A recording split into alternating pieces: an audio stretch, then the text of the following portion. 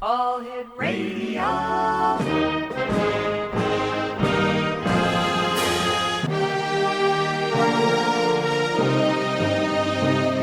Welcome to the X Zone, a place where fact is fiction and fiction is reality.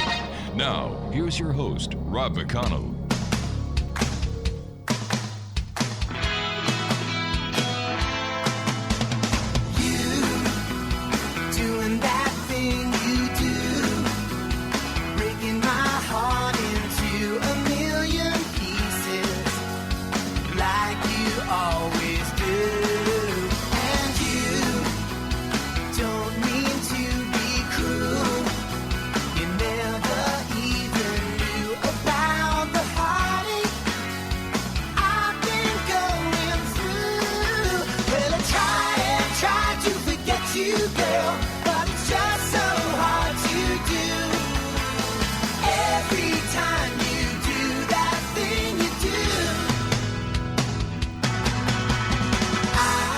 And welcome back to the X Zone, everyone. I am Rob McConnell, and for the next 2 hours, I'm your host and your guide as together we cross this time-space continuum, the place that I call the X Zone.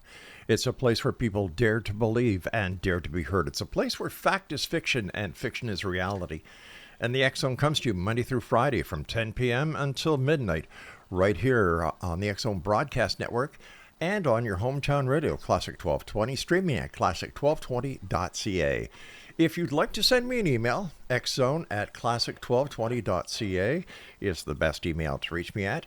And if you'd like to see the other programming that is available for you, with our compliments, check out xzbn.net.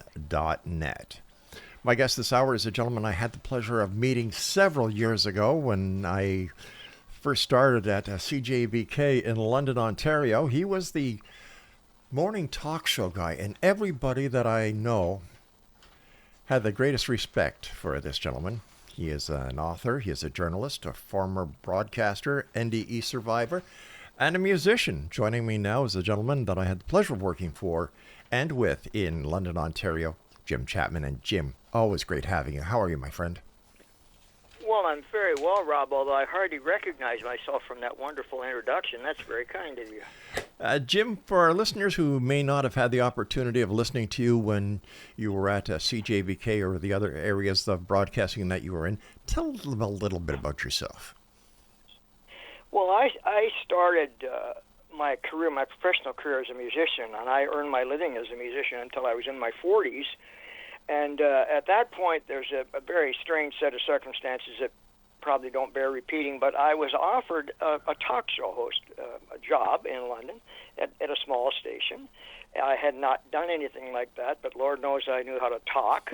And I'd always kept myself very well informed about current affairs. I was always interested in that. So I actually gave a little speech one day to a group of people that had invited me to come and talk to them, and a fellow in the audience worked at the station, and he offered me a job, and I took the job, and for the next 15 years, I did talk shows in London at several different stations, as it turned out, and had the most wonderful time of my professional life that didn't involve a guitar.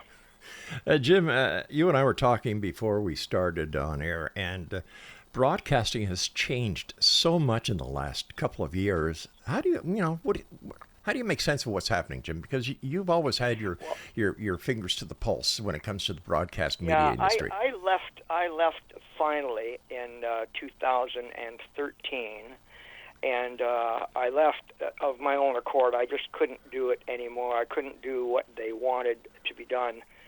When I started in radio, provided you didn't you break the Canadian Association of Broadcasters rules, you could say anything you wanted. Mm-hmm. You couldn't be rude, you couldn't swear on air, but you could express your opinions freely and fully.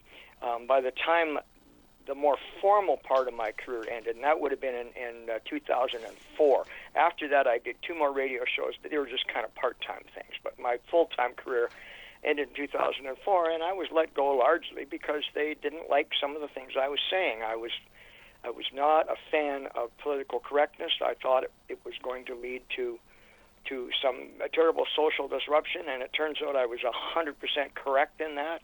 and I refused to play by those rules.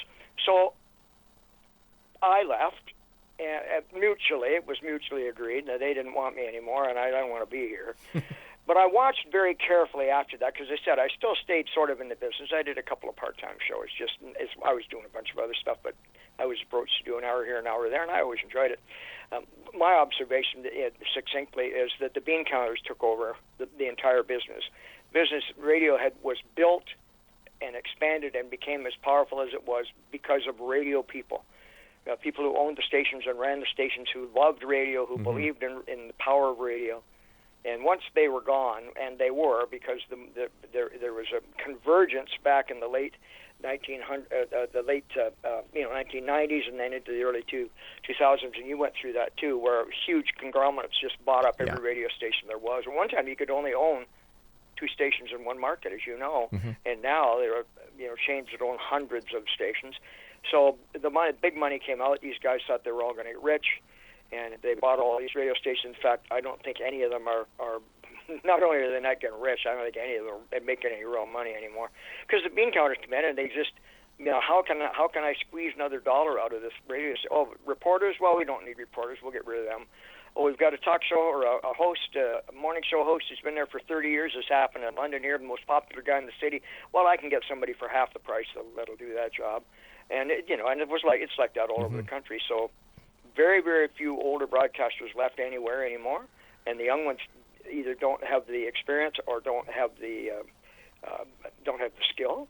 And the management guys, they're just sitting there counting beans. They don't count human beings. They don't count feelings. They don't count the impact that they have on their community or could have. They don't count all the good works that they could do that maybe don't turn into dollars in your pocket but are great for your community and for your advertising base. Exactly. All they count is beans, dollars, and that's it. One of the stations I was at as executive producer and where the X Zone was, one day we all got called into the GM's office. He said, all right, you're going to all be called one by one to go to the boardroom. You go in there and see what happens. And, of course, we were all the senior people in the station at that time. And what happened was we were let go because of, like you said, bean counters. And it was referred to as the 2020 crowd was coming in to take it over. They were 20 years old and would do anything for $20,000 a year. Yeah, and that's sadly, I've heard that before, and people have laughed at that. There's a lot more truth in fiction in that phrase, too. The 20 years old, I'm happy to get paid $20,000.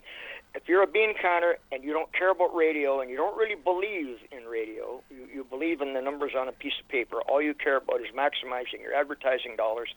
And one way you maximize their value is by reducing the cost to make that air available to advertisers. The problem is, as the product degrades, which it inevitably does, you can't replace people with 20, 30, 40 years of experience on working a microphone with somebody just out of college. I don't care how bright the kid might be and motivated.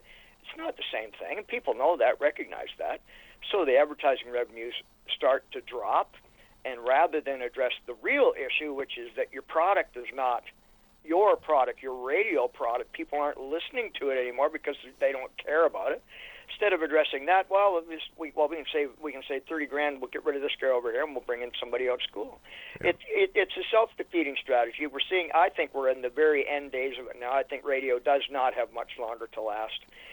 All the radio stations, of course, are trying to switch over to the internet, and good for them that do. But the problem with the internet for the bean counters is that internet programming is driven entirely by appealing to your audience. If you don't appeal to that audience, you're not going to have one, and you can't pretend that you do like you can in radio. You can pretend that you're reaching a lot more people than you are. You can't do that because all the metrics are there for everybody to see on the internet. Yeah. So I think the stations that make the transition, that'd be great. What I'd love to see, I can't speak for the states. Not in Canada. I would like to see it. Will never happen because there's too much money invested. The best thing that could happen in radio in Canada would be to cancel all the existing licenses, issue all new licenses for small radio stations, and one in almost every community, with an absolute mandate to community service. That's why you're there. Like the FM. If you did that, I believe that as much as it's going to, I mean, one of the problems is there aren't AM radios in a lot of the new cars now, so that's a problem. And it's probably too late to do any of that. But had they done that 10, 15 years ago, I think they not only would have saved radio, they would have made it a vital and vibrant part of our communities like it used to be, and just isn't anymore. But too much money involved. Cancel those licenses. The licenses are on paper worth hundreds of millions of dollars. They're not really, because they don't make any money, so what's that worth? But anyhow, it's not going to happen. I wish it had. You know, a bunch of us talked about it 10, 15 years ago, old radio guys, and we kind of decided that if there was anything that would save it, that was it. But none of that. It just wasn't going to happen. It was never going to happen. Well, that's happening in the States right now because the FCC is now issuing, what's it called, LPFM licenses, which are community licenses. And right now, there are over 1,700 licenses that have been issued to community radio stations within the United States. And it's catching on like wildfire. I should be interested to hear how they're doing, because I'll bet if they're well run, if they're run by radio people, I'll bet they're doing well. Yeah, and the reason I know that, Jim, is because a number of the LPFM stations are carrying the X Zone. Oh, and glad to hear that. The first time this gentleman contacted me, and I said, "Well, what's an LPFM?" He said, "Oh, you're in Canada." I said, "Yeah." He said, "You call them community stations." Wow. He says, "Well, we're looking." Go ahead, Jim. No, I was just going to say that I know there are some small stations around. If you hunt for them, you can still find them in Canada, but there aren't very many. And they're very specialized situations. They have special licenses that were grandfathered in that have been there for a long, long time. But the idea of having a community station that kind of circumvented the whole big station financial monopoly, right? It lets you guys keep your license. You keep your $100 million license. You do that. But we're going to let this guy here, and he's going to do all community programming. I think those stations, I'm absolutely convinced those stations properly run would make money and serve their communities, and everybody be happy. I'll tell you what I'll do, Jim. I'll send you the information on the LPFMs, and you and I have to take our first break, my friend.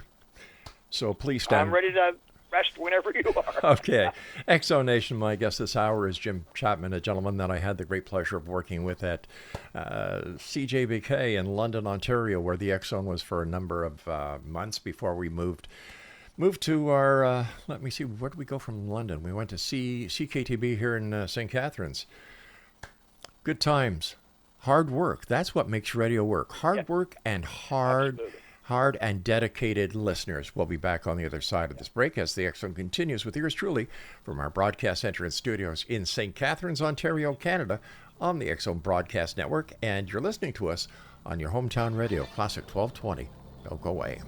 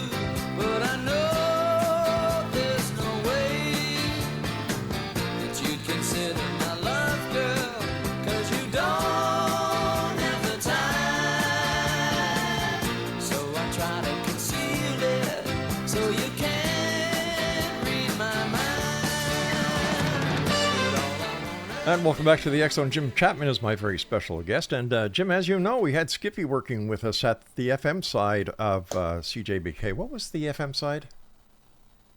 BX93, Skip Prokop from Lighthouse, who just heard the band there, Yeah, Skip was a great guy. He and I became friends over the years, and, of course, we had a lot of mutual friends in the music business, too, and he was an incredible drummer and singer-songwriter, and a super nice guy, too.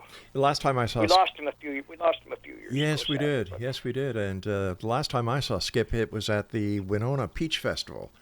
Lighthouse was playing there. And he saw me in the crowd, and he motioned to me to come onto the stage behind the curtain, and my little daughter was with me. And after the show, he came over, and she was thrilled. He gave her an autograph, and she still talks about meeting the man from Lighthouse to this very day. Man from Lighthouse. Yeah, he certainly was. Jim, where do you think the internet is all it's made out to be when it comes to broadcast media? Well, here's the thing. Here's my observation, and I have to tell you, Rob, that since I, quote, retired, although I'm busier now than I'd ever been, but I retired from my more mundane business things I was doing. I had a business consulting firm, a communications consulting firm for the last 10 years of what I consider my broadcasting career, and it was very successful, but it got to the point where I'd had enough. Mm-hmm. So that was in 2017 at Christmas I retired. But since then, I spend a lot of time every day on the internet, 2, 3, sometimes 4 hours a day on the internet for fun. But what I have, I won't say I discovered, I knew this going in, I think, but certainly it has been reinforced, is that the value of the internet is directly proportional to the amount of effort you put into verifying your sources. And because, as you know, if you believe A, you can, or B or C or D, you can find somebody on the internet somewhere who will agree with you 100%. And if that's the only person you listen to, you're not going to learn much. No. So the broadcast element, the radio stations moving onto the internet, I don't listen to a lot of them. I do on occasion listen to them. My observation is that they have been unable to recreate the kind of local connection that really drove even the biggest radio stations back in the day, the 50,000 waters that reached half the country. Right. They did that, but they also had a direct connection to their listeners.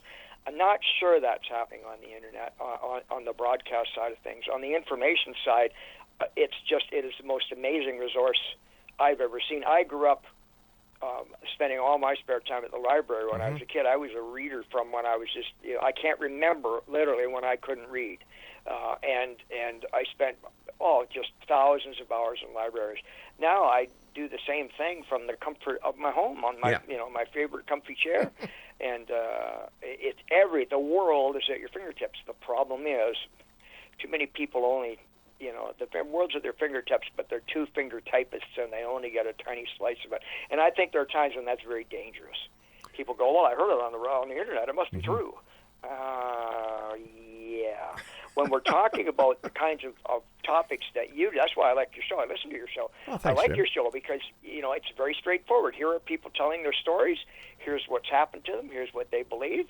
And, you don't try to push anything down people's throats, and neither do they. And everybody gets a chance to make up their own mind, which I think is wonderful. I think that's exactly the way everything should be. But that, Jim... of these other shows that...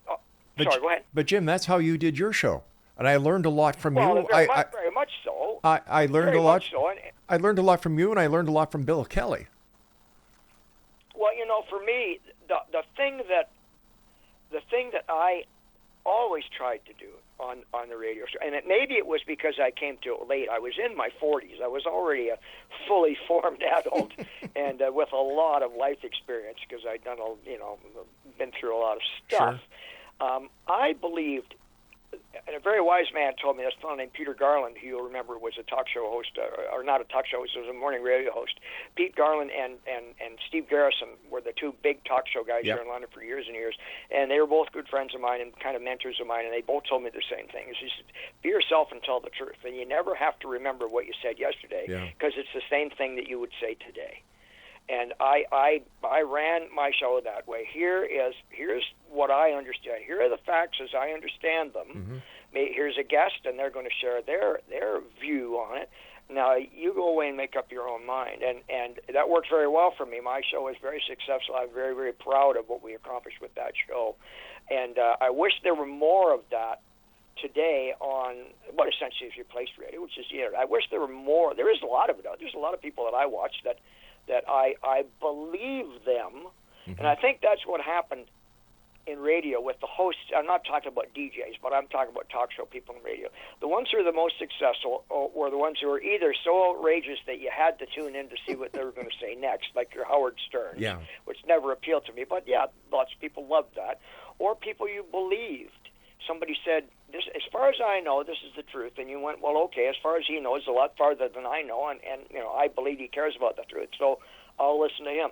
Unfortunately, there are so many people out there today who, it's all clickbait stuff. They say almost anything to get an audience, to build an audience, and I don't think there's any way to fix it. I don't even know that it needs to be fixed, but I encourage, my kids and their kids, and just be a discriminating consumer of information.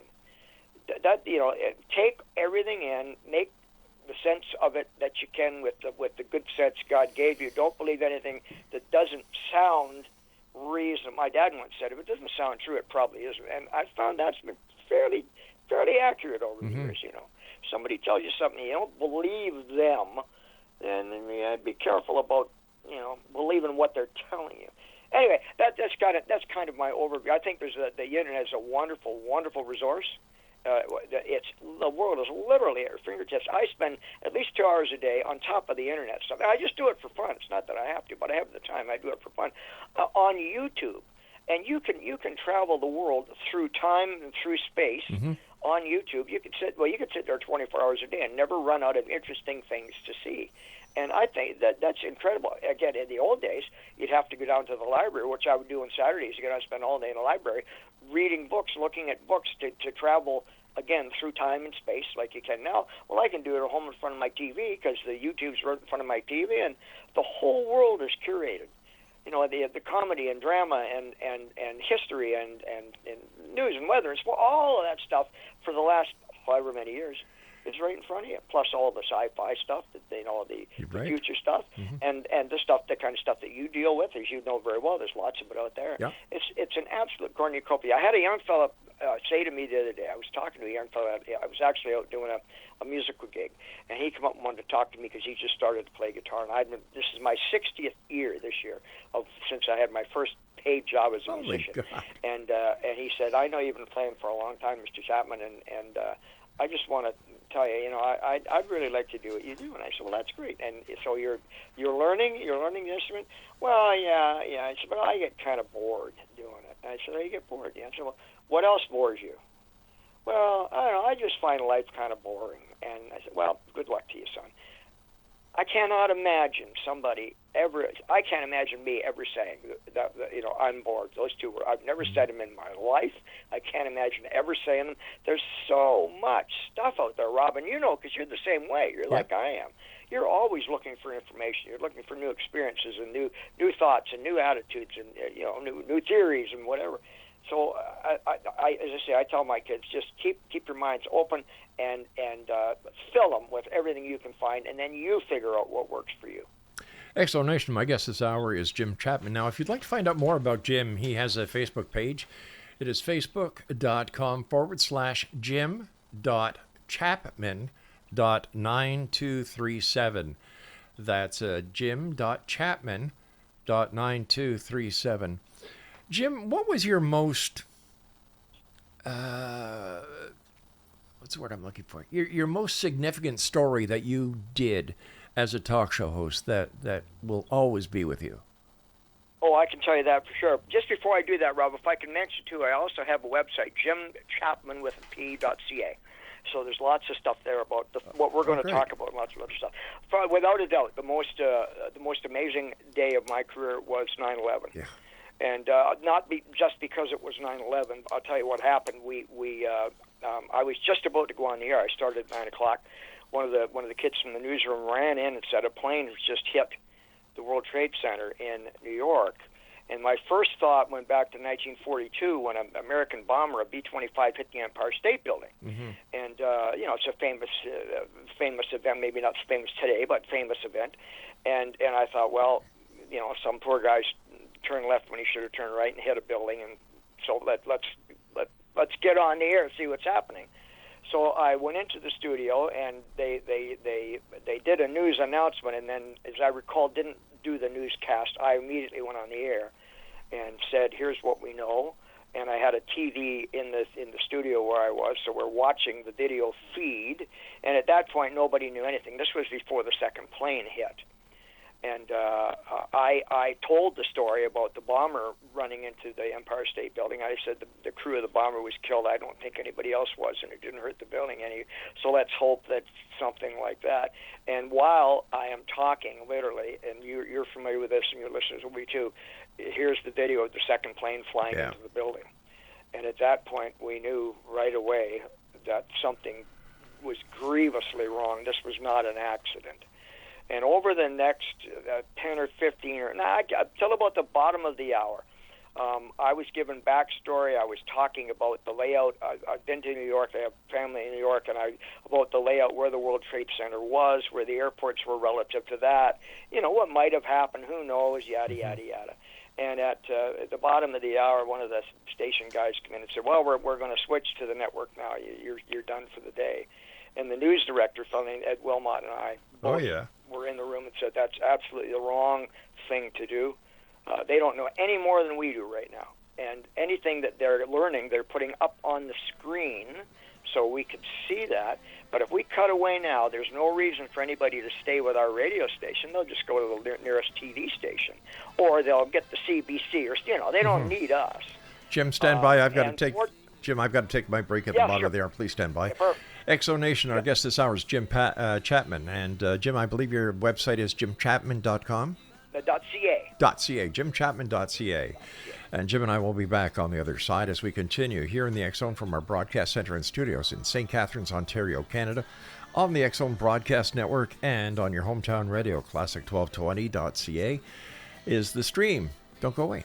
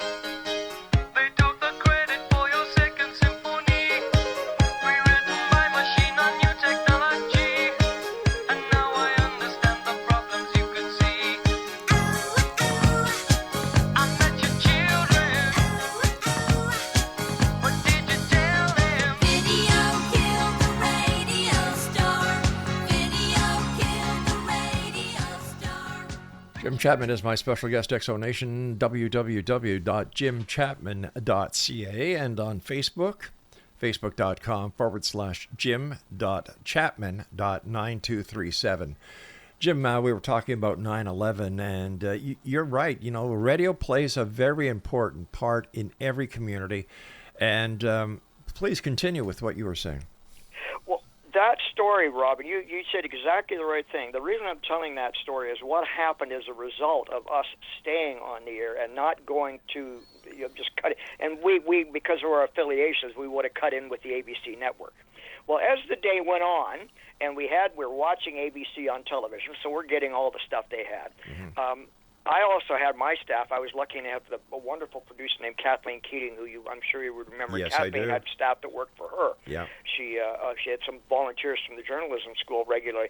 So I got them on the phone. They contacted some of my family members in New York, one of whom had just moments before seen the second plane go over her head and into the building. And several other of my relatives down there. So we're getting first-hand reports from the streets of New York. One of our regular advertisers, or a lawyer, Mike Peerless, called in. He had just got into the city, had flown into New York on business, and was downtown watching the dust settle, on everything. He was just remarkable. And he was a very well-spoken, he's a lawyer, so we're getting, moment-by-moment description of what's happening in downtown New York from him. I had all kinds of people. Just get them on, airplane people and building structural people. I was on the air for most of the day, and with some of the other guys whose shows I kind of crashed over, we would go work together on something. But I was on the air from 9 till 6 basically that day, and everybody at the station just worked their heads off. I can't tell you, Rob, how many times, because I've run out of the number. I can safely say hundreds of times over the years, I've run into people who have mentioned 9/11, and they've all said basically the same thing. It was so comforting because we didn't know what was the world coming to an end. We didn't know. It was so comforting to hear voices on the radio that we knew. Exactly. Local people that we knew. You and Andy Udman and Mike Stubbs and Steve Garris and all of us who worked that whole thing.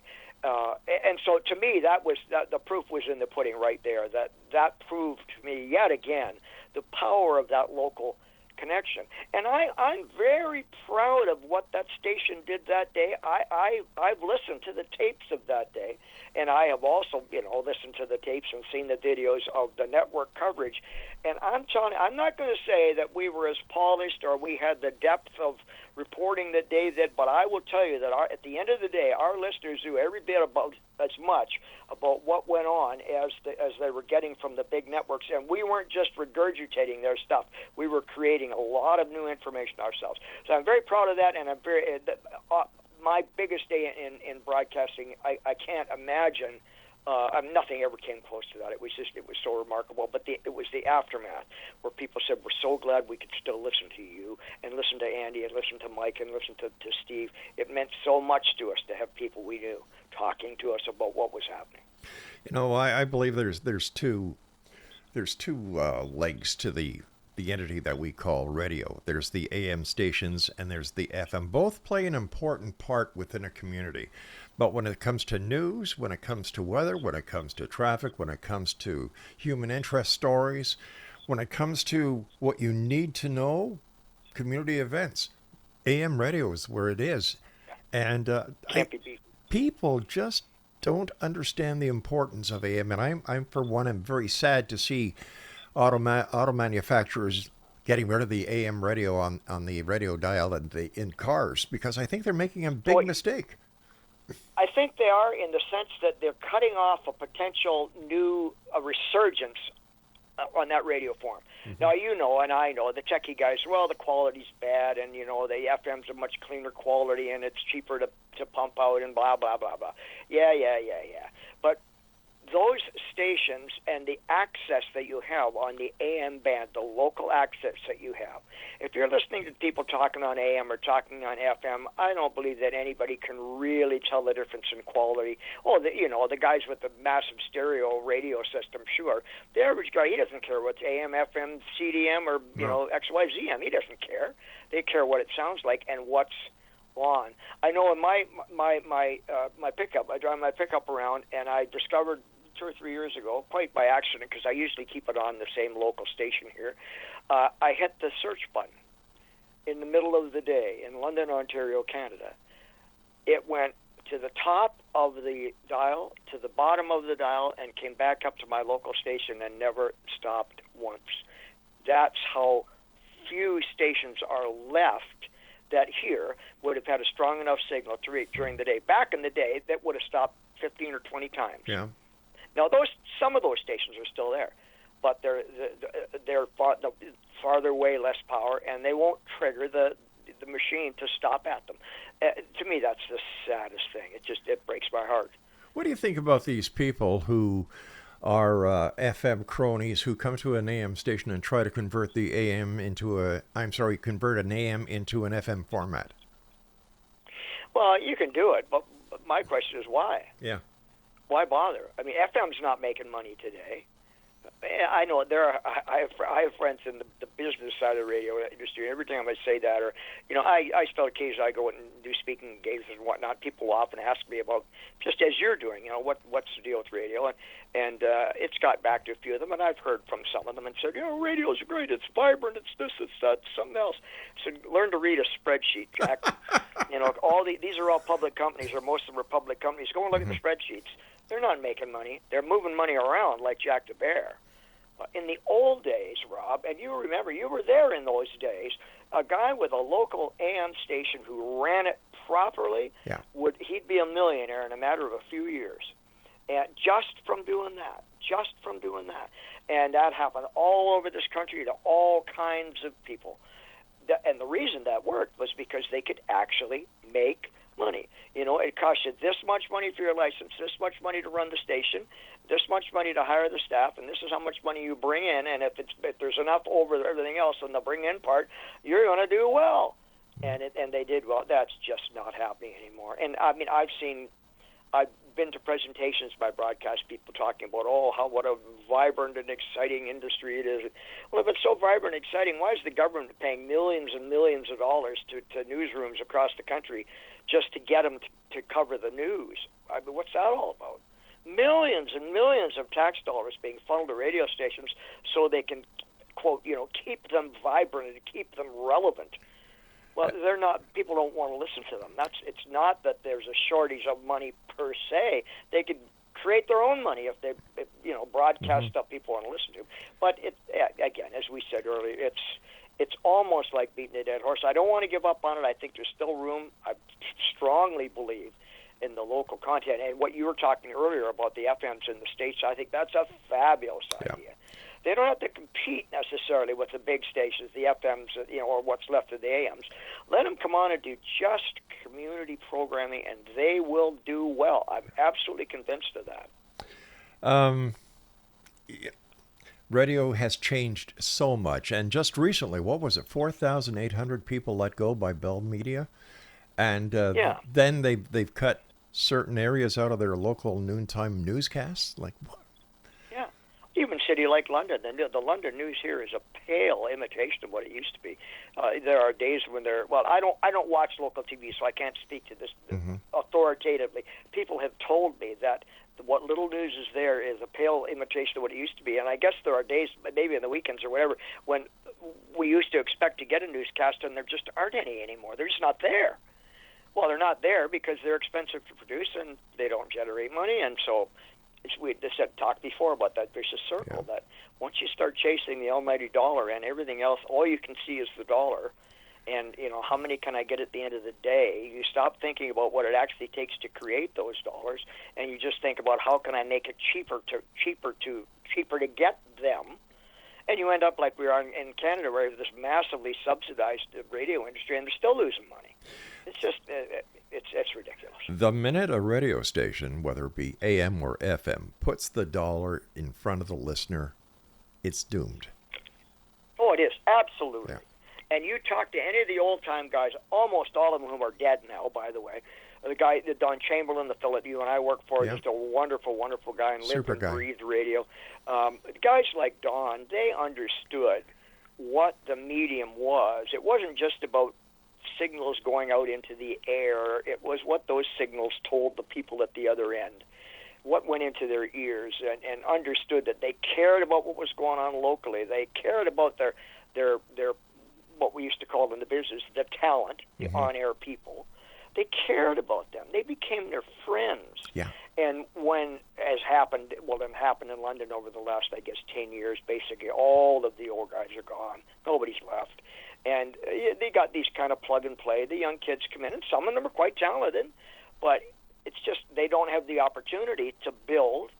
And in some states, this amazed me. I heard a story, I can't repeat it, it's too long, but a story about a local station had a guy who was quite popular, and they fired him not only because he was too expensive, for what they said, but he was too popular. And they were concerned that he was more popular than the station was. Well, back in the old day, Don Chamberlain would have said that person is the station as far as the listener's concerned. Yeah, he is the station. However, there you go. My good friend, please stand by. When we come back from this break, I'd like to talk to you about your NDE. I'm happy to do that anytime. All right, please stand by, Jim, and thank you so much for joining us tonight. It's great talking to a good old friend. Exonation, my pleasure, Rob. I'll be back with Jim on the other side of this break. Now, if you'd like to find out more about Jim Chapman, please visit. His website is jimchapman.ca, and that's JIMCHAPMAN.ca. And on Facebook, facebook.com/Jim Chapman 9237. I'm Rob McConnell. This is the X Zone. Jim Chapman and I return on the other side of this break as we wrap up this hour here in the X Zone, coming to you on the X Zone Broadcast Network and your hometown radio, Classic 1220, streaming around the world at classic1220.ca. Don't go away.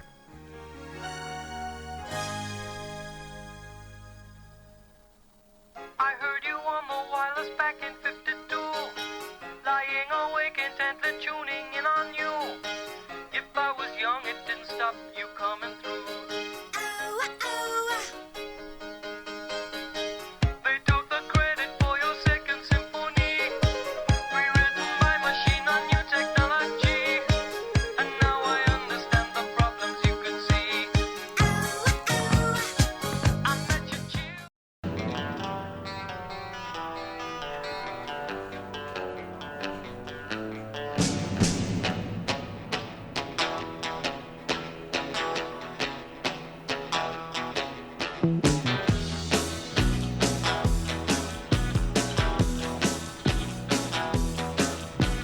Saturday night I was downtown working for the FBI, sitting in an Astor Bentley with the bottles piling high.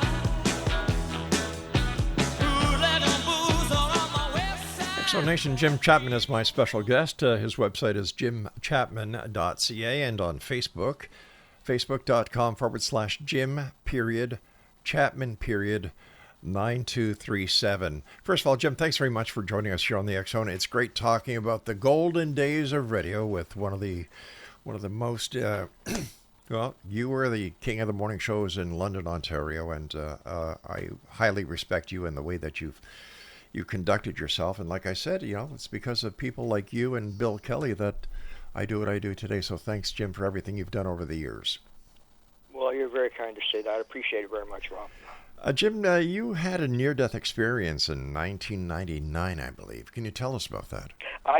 I did, and I will tell you, I want to say for your listeners, because you and I have chewed up this hour pretty quickly, anything that I'm going to mention from here on in, or if you want more information about it, I have written a couple of books, one of which is currently still being sold. It's called Come Back to Life, and you can get all the information about that book at jimchapman.ca.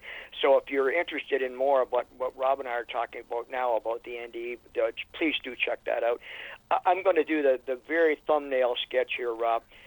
In 1999, I died of a heart attack in a local fitness center of all places, and they rushed me to the. I didn't die there. I had the heart attack. They rushed me to the hospital ER, where I very quickly expired and was gone for some time while they frantically tried to bring me back to life. And I know all the details of what happened there. They're all in my book because I went back afterwards and researched it all. At the same time I was doing the radio program, I was a columnist for the London Free Press.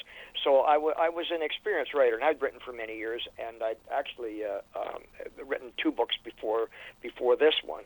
So it was all natural for me to do this, to put this down in book form. And what happened when I left this world, it was very, to me, very vivid and very dramatic. I was talking to the doctor in the ER, and he was looking at me kind of quizzically, and he said, "Are you all right?" And I said, "I don't feel well." And I closed my eyes, and I was gone. At that point, my heart stopped, and but I didn't stop. My consciousness continued, and I moved into another realm. I'm not sure. I guess realm covers it pretty well. Another level or kind of existence, and it was very real to me. Very physically real, tactile. I was outside, the sun was shining. I could feel the sun. I could feel the wind blowing on my face, and a number of things happened to me. But and again, they're all in the book. But I think the key takeaway for me these days, it seems, when I wrote this book and started to lecture, and I've lectured everywhere from New York to Seattle in the United States and Canada about my book back in the 2006, 7, 8, and 9 when it first came out. I did a lot of traveling and speaking. In those days, even then, there was a lot of reluctance on the part of people to talk about having had a near-death experience. Now, 15 years later, everybody's having them. Everybody's talking about them. Somebody said to me not long ago, "Well, do you think that people are just getting on the bandwagon? This is a cool thing to talk about. Oh, yes, my heart stopped." I don't think that's it at all. I think the reality is, and if you look at the historical record, there have always been people having these experiences, going to a new reality, leaving this world, and then one way or another coming back to it. Almost always changed, generally for the better. For me, I certainly was. It absolutely changed my life, and in a very positive way. So for me, the big question that I get most often now when I go out and talk about this is, well, but I read this article where it says it's just chemicals breaking down in your brain. That's all an NDE is. And you can't argue with that. So, well, I'm not a scientist. I can't argue the science of that, but I will tell you this. When I closed my eyes, said to the doctor, I don't feel well, and then went through this period that seemed to me to be 15 or 20 minutes. In reality, it was only 4 or 5 minutes. It seemed to me about that long. When I was brought back, and I just snapped back. I literally, in this other reality, I blinked at something that happened.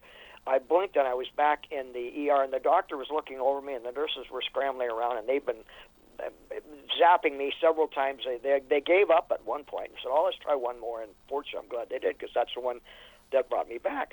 But I was totally cogent, and I had a long conversation with that doctor, and he told me later, he came to see one of my speeches or one of my talks, and came up to afterwards and said, "Boy, I really enjoyed that." And he said, "The thing I remember most about you, the only patient I ever had this happen to, only cardiac patient," he said, "when you came back, you were completely, totally lucid, and we picked up right where we left off when we were talking." He said, "I've never seen that happen before." Well, since then, I've read reports of that happening to lots of people. To me, when somebody says to me, "Well, it was just all the chemicals breaking down," okay, fair enough. So they all broke down, and I had this experience, and then they zapped me that last time and brought me back together. Those chemicals all magically go back together and bring my consciousness back. Is that what happened? I don't think so. Yeah. I'm not a scientist.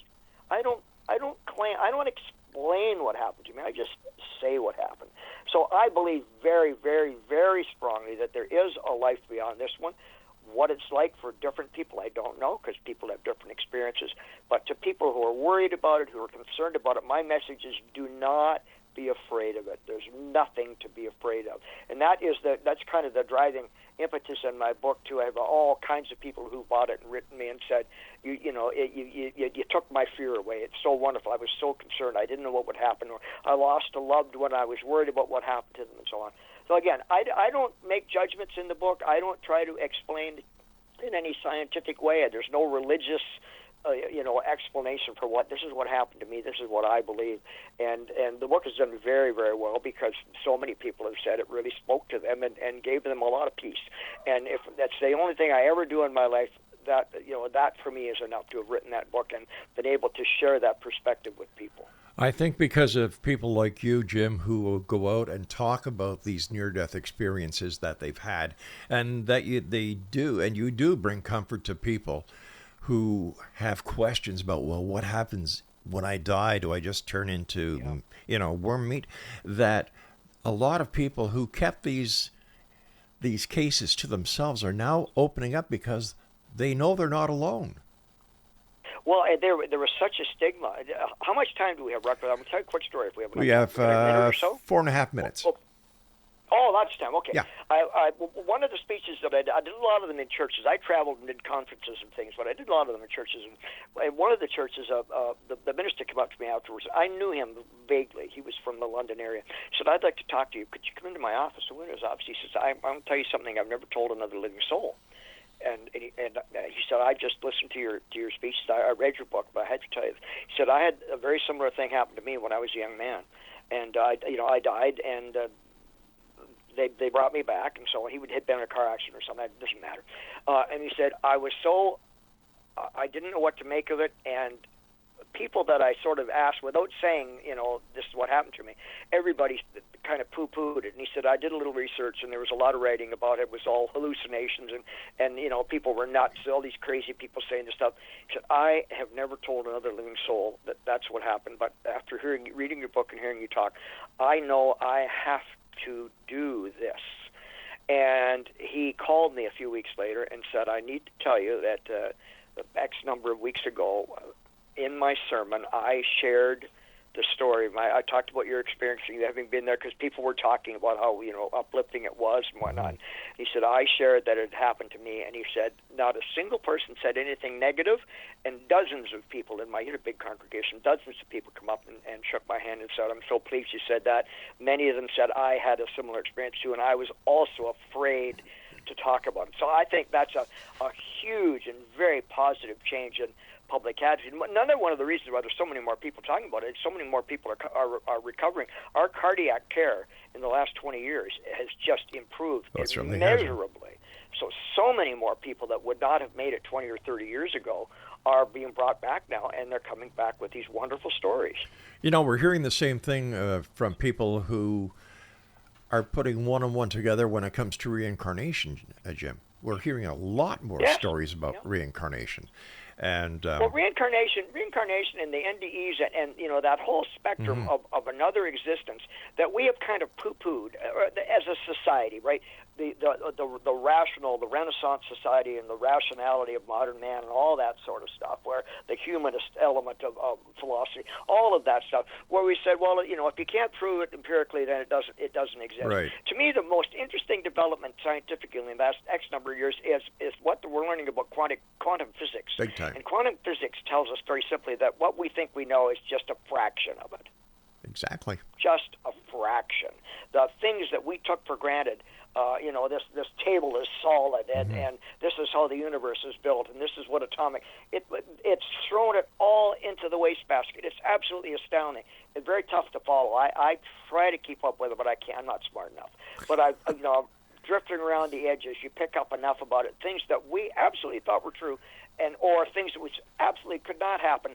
Quantum physics is throwing that all into the wastebasket and saying, you guys haven't got a clue. So to me, the idea then that are there other realities that we can't access readily or don't access readily, I think only a fool would say no. Yeah. I think the wise man today says, it doesn't say, yes, I know for sure, but said, yes, I know there's more out there. And it covers this whole range of experiences that for years were written off as people being crazies or wackos or all of that stuff. And it's just, we were wrong.